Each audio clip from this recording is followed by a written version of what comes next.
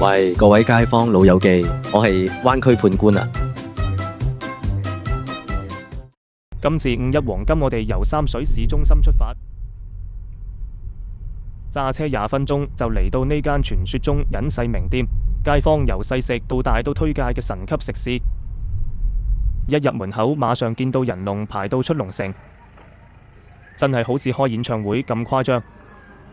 好彩我哋有位入到嚟都知呢度唔係咩5星酒店，但人多到保證唔會服你話夠唔夠威水。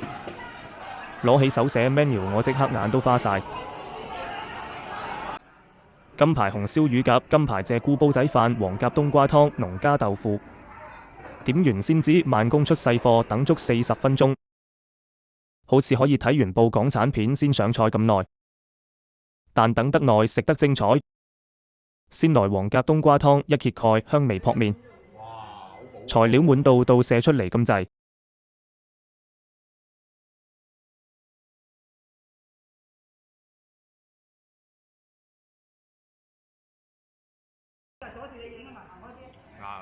即場剪乳鴿剪咗頭先剪咗屎忽。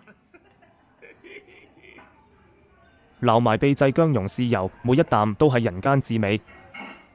食到我都想攬返個師傅打包，企喺棟樓門口返工。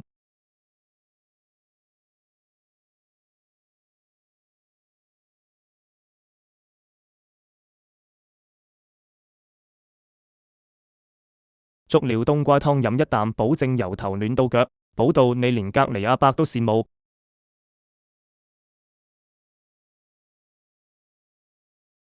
跟住煲仔飯，見到嗰層金黃飯焦真係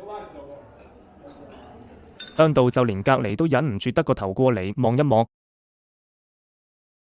勁到不得了。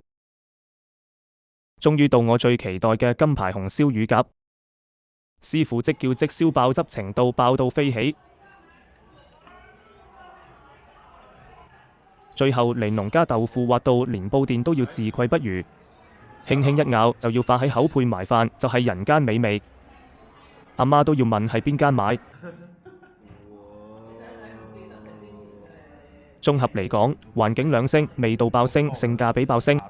判決結果，隱世名店絕對抵你一戰。假期嚟三水，唔嚟呢度就真係走寶。記住 like 同 subscribe，下次再帶你去更多隱藏版寶地。